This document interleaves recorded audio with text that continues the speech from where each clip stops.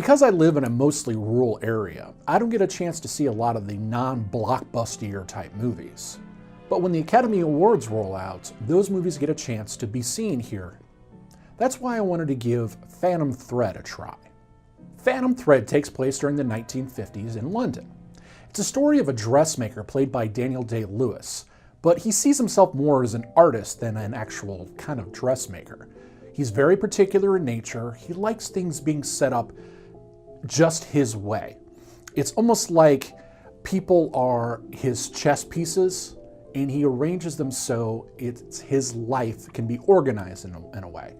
And he makes it very clear in the beginning that he is a lifelong bachelor and intends to stay that way.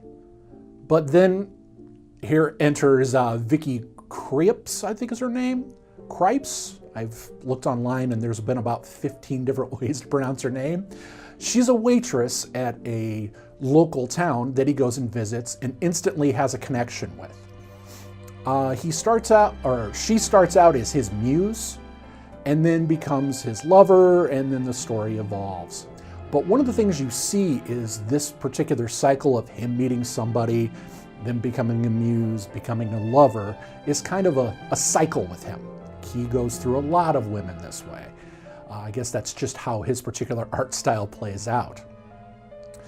And of course, as the story progresses, you learn that this particular waitress, I think her name is Alma, if I remember correctly, she does a really good job of disrupting the dressmaker's life.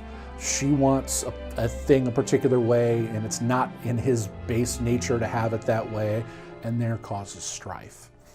The story evolves in the fact that she wants to be loved by him in her particular way, the way that she sees him and wants that to be shared.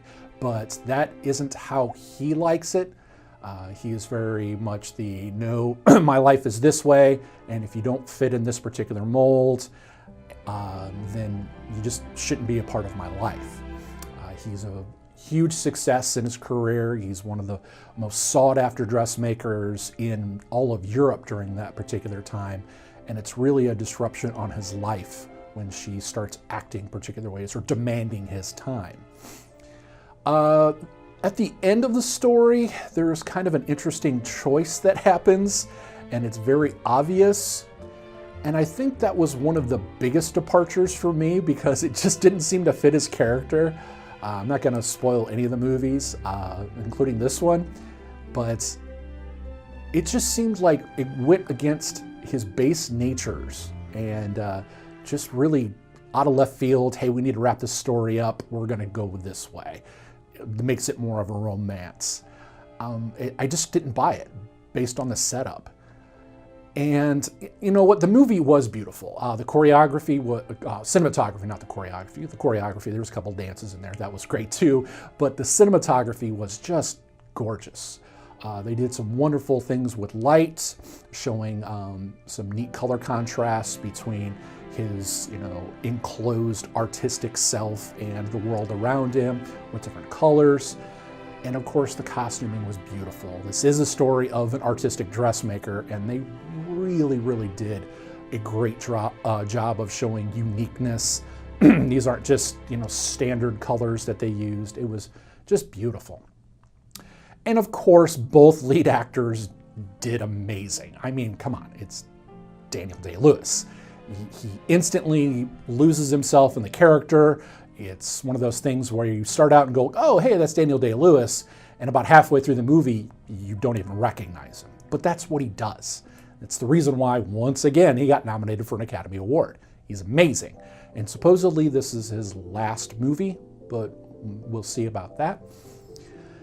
But I gotta be honest with you. The movie itself was so boring. The dialogue was just terrible. This isn't how two people talk. I mean, the conversations they had were just rubbish. And I had a problem with it because I'm doing more and more studying of film and trying to pick up on the little details of how to tell a story without it being dialogue, using more artistic tools like what to focus on and who's saying what. It's not so much what they say, but this movie just didn't do it for me. The music in the background was another thing that was kind of weird. It started out beautiful, this wonderful piano music, and it really puts you in the setting, but then they just kept using the same music over and over again, and it got really weird in some scenes. It felt like Terry Gilliam weird, like you're just waiting for accordions in the background. The runtime, way too long for a movie like this. It was 2 hours and 10 minutes. And I think if they would have cut it by maybe 20 minutes or even a half hour, it might have been able to tell a better story with better rhythm, but it was just drawn out and boring.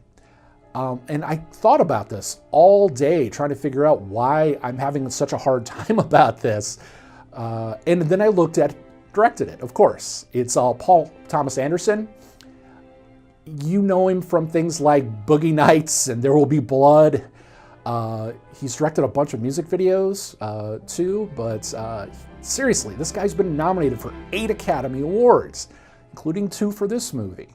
The funny thing is he's never won one, so he's Academy Award bait, but he's never pulled one home. And I think that is one of the problems that I have, is that maybe it's just that his particular art style doesn't speak to me. I mean, I liked Boogie Nights. I thought it was a really interesting story, and the way that he filmed it with a couple of long takes was fantastic. And There Will Be Blood was passionate and wonderful, but I think that had more to do with Daniel Day-Lewis. Now, he did direct Punch Drunk Love and Magnolia as well, and I think that's where my bias comes in, because to be frank, those movies were awful. And I know that Magnolia got nominated for a bunch of Academy Awards, and Punch Drunk Love, the critics loved it, but it's just not my style of movie. Too dry, too boring, too drawn out. And I know that maybe I should watch a lot more art house movies, but hopefully they're not in this particular style. Rotten Tomatoes gave this particular movie a 91%. And I have to say, Rotten Tomatoes and me usually get along. They usually hit me right in the sweet spot. There are a few times where they are different, and this is definitely one of them. I would say, if I were you, wait until maybe the movie comes out at home and you could fall asleep halfway through it. I'm serious. It was incredibly boring for me, and unfortunately, it's not one of my favorite movies. But that's just me. Maybe I missed something. Maybe you can help me out. If you could comment below and tell me, hey, you missed this thing, or actually Punch Drunk Love is one of my favorite movies. Please comment below. And of course, please subscribe to all the future things that we're going to do on this particular channel. And for that, I've been Pure Sarcasm. Enjoy.